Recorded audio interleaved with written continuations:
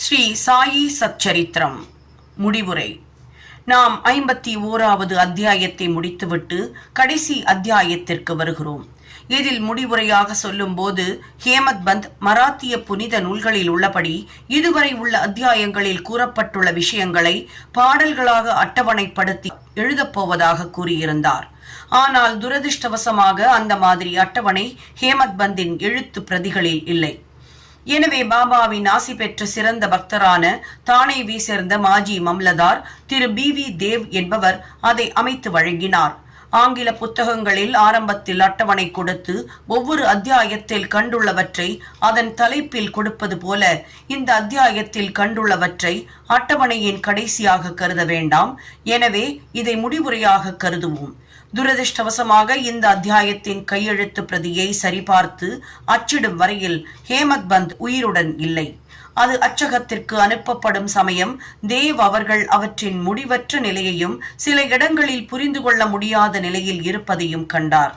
ஆயினும் அது அவ்வாறே பிரசுரிக்கப்பட வேண்டியதாயிற்று. அவற்றின் முக்கியமான தலைப்புகள் இங்கு சுருக்கமாக கொடுக்கப்பட்டுள்ளன. சத்குரு சாயி மகிமை.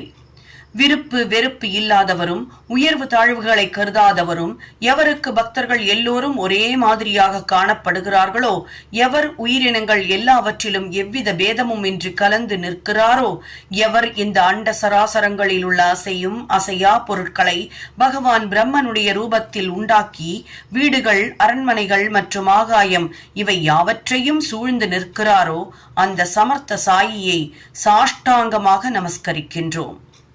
அவரை நினைத்தாலும் சரணடைந்தாலும் அவர் நமது எல்லா விருப்பங்களையும் நிறைவேற்றி நம்மை வாழ்வின் லட்சியங்களை அடையச் செய்கிறார்.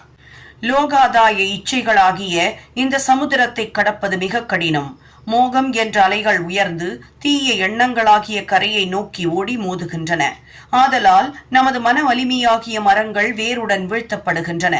அகங்காரம் என்னும் காற்று கடுமையாக வீசி கடலை கொந்தளிக்கச் செய்கிறது. வெறுப்பு, கோபமாகிய முதலைகள் பயமின்றி திரிகின்றன. நான், எனது என்ற எண்ணங்களும் மற்ற சந்தேகங்களும் நீர் சுழல்களாக இடையறாது சுற்றி கொண்டிருக்கின்றன. திட்டுதல், வெறுத்தல், பொறாமை ஆகிய எண்ணற்ற மீன்கள் அங்கு விளையாடுகின்றன. இவ்வளவு பயங்கரமானதாகவும் கொடுமையானதாகவும் இந்த கடல் இருந்தாலும் சத்குரு சாயி இதை அழிக்க வல்லவர். அவரது பக்தர்கள் இதை பற்றி பயமடைய வேண்டியதில்லை. நமது சத்குரு இந்த கடலை பத்திரமாக கடப்பதற்கு வேண்டிய படகு போன்றவர். பிரார்த்தனை. இப்போது நாம் சாய்பாபாவின் முன்னே முழுவதுமாக விழுந்து அவர் பாத கமலங்களை பற்றி கொண்டு கீழ்கண்டவாறு எல்லோரும் எல்லாவற்றிற்குமாக பிரார்த்திப்போம். எங்களது மனம் கண்டவாறு அலையாமல் தங்களை தவிர வேறு எதையும் விரும்பாமல் இருக்கட்டும். இந்த சச்சரிதம் எல்லோருடைய இல்லங்களிலும் இருந்து தினசரி பாராயணம் செய்யப்படட்டும். இதை தினமும் முறையாக படிப்பவர்களின் துயரங்களை தீருங்கள். பலஸ்ருதி. பாராயண பலன். இந்த சரிதம் படிப்பதால் நீங்கள் பெறும் நலன்களை பற்றி சில வார்த்தைகள். புனித கோதாவரி நதியில் குளித்துவிட்டு ஷிரடியில் உள்ள சமாதி மந்திரில் உள்ள பாபாவின் சமாதியை வணங்கி தரிசித்து இந்த சச்சரிதத்தை படிக்கவோ அல்லது கேட்கவோ வேண்டும். இதை செய்தால் உங்கள் உடல், பொருள், ஆவியை காக்கும் தீங்குகள் மறையும். தற்செயலாக சாயியின் கதைகளை நினைப்பதன் மூலம் உங்களை அறியாமலேயே நீங்கள் ஆன்மீக வாழ்வில் விருப்பம் கொள்வீர்கள். இந்த சரிதத்தை ஆர்வமுடனும் பக்தியுடனும் படிப்பதால் உங்கள் பாவங்கள் அழிக்கப்படும். ஜனன மரண சூழலை ஒழிக்க நீங்கள் விரும்பினால் சாயியின் சரிதங்களை பாராயணம் செய்து அவரை நினைத்து அவரது திருவடிகளில் உங்களை சேர்த்துக் கொள்ளுங்கள். நீங்கள் சாயி சரித சாகரத்தில் மூழ்கி மேலெழுந்து அதன் இன்பத்தை மற்றவர்களுக்கு கூறும்போது அவற்றின் புது புது நித்திய சுகந்தத்தை உணர்ந்து மற்றவர்களையும் தொல்லைகளிலிருந்து காப்பீர்கள். சாயியின் உருவையே நீங்கள் தொடர்ந்து தியானித்தால் நாளடைவில் உருவம் மறைந்து உங்கள் தன்னுணர்விலேயே கலந்துவிடும். தன்னை அறிதலும் பிரம்மத்தை உணர்தலும் மிக கடினம்.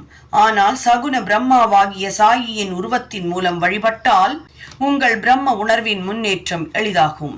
பக்தனானவன் தன்னை சாயியிடம் பரிபூர்ண சரணாகதியாக்கிவிட்டால் தன்னுடைய தனித்தன்மையை இழந்து ஐக்கியமாகி கடலுடன் நதி சங்கமிப்பது போல அவருடன் ஒன்றாகி விடுகிறான்.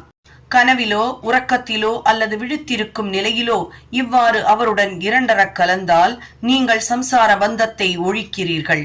யாராயினும் குளித்துவிட்டு அன்புடனும் உண்மையுடனும் இதை ஒரு வாரத்திற்குள் படித்து முடித்தால் அவர்களை பிடித்த கேடுகள் மறையும்.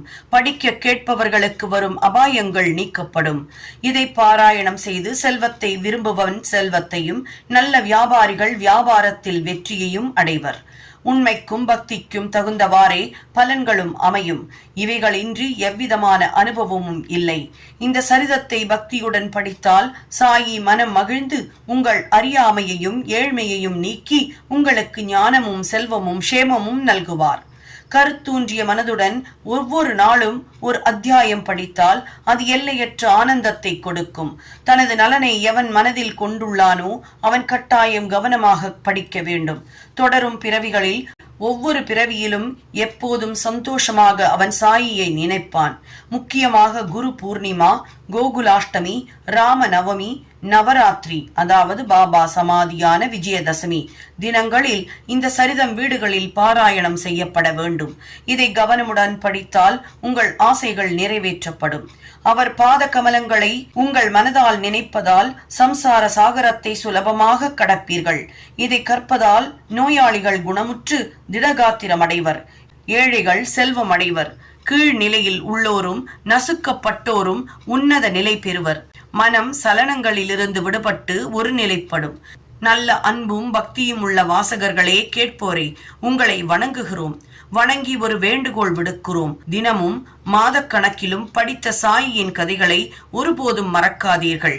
நீங்கள் எவ்வளவு ஆவலுடன் படிக்கிறீர்களோ அல்லது கேட்கிறீர்களோ அவ்வளவுக்கவ்வளவு நாங்கள் சாயினால் உற்சாகமூட்டப்பட்டு உங்களுக்கு சேவை செய்வதில் உதவியாக இருப்போம். இதன் ஆசிரியர் வாசகர் இருவரும் ஒத்துழைத்து உதவி செய்து மகிழ்ச்சியுற வேண்டும்.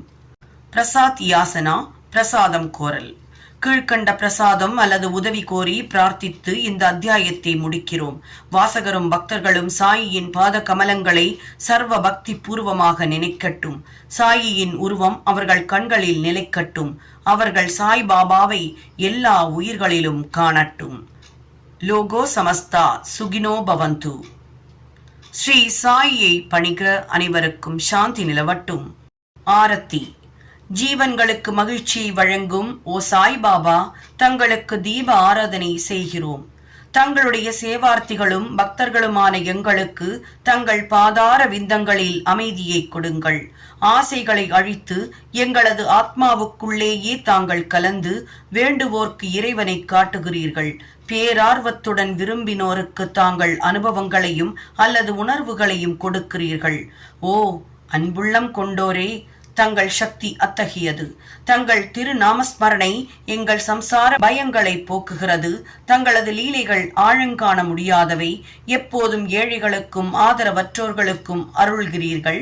இந்த கலியுகத்தில் சர்வ வியாபியான தத்தாவாகிய தாங்கள் சகுண பிரம்மமாக உண்மையில் அவதரித்தீர். வியாழக்கிழமை தோறும் தங்களிடம் வரும் பக்தர்களை கடவுளின் திருவடிகளை காணச் செய்து அவர்களின் சம்சார பயங்களை போக்குகிறீர்கள். ஓ இறைவனுக்கெல்லாம் இறைவனே, எனது செல்வங்கள் யாவும் தங்களது சேவையில் இருக்க வேண்டும் என பிரார்த்திக்கின்றேன். சாதக பறவைக்கு மேகங்கள் சுத்தமான நீரை அளிப்பது போல மாதவுக்கு மகிழ்ச்சியுடன் உணவளித்து தங்கள் வாக்கை நிலை நிறுத்துங்கள். ஸ்ரீ சாயை பணிக. அனைவருக்கும் சாந்தி நிலவட்டும். சாய் என்பர்கள் அனைவர் வீட்டிலையும் இருக்க வேண்டிய பொக்கிஷம் சாய் சச்சரித்ர. புத்தகம் இருக்கோ இல்லையோ, இந்த ஒலி வடிவிலான சாய் சரித்ரா உங்களுடைய ஒவ்வொருவர் வீட்டிலையும் ஒலித்து உங்களுக்கு தேவையான சந்தோஷத்தையும் நிம்மதியையும் கொண்டு வந்து சேர்க்கணும் அப்படிங்கிறது மட்டும்தான் எங்களுடைய எண்ணம்.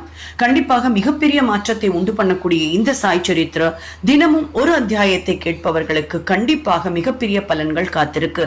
51 அத்தியாயங்களும் தெளிவான உச்சரிப்புல, மிதமான வேகத்துல, சரியான விகிதத்துல கொடுத்து உங்களுக்கான சந்தோஷத்தையும் அள்ளி தரக்கூடிய இந்த சேனலை சப்ஸ்கிரைப் பண்ணாதவர்கள் கண்டிப்பா சப்ஸ்கிரைப் பண்ணி மற்றவர்களுக்கும் ஷேர் பண்ணுங்க. உங்களுடைய லைக் அண்ட் கமெண்ட்ஸ் கண்டிப்பா எங்களை உற்சாகமூட்டும். எப்பொழுதும் உங்களுடைய சந்தோஷம் நிலைத்திருக்கட்டும். நன்றி, வணக்கம்.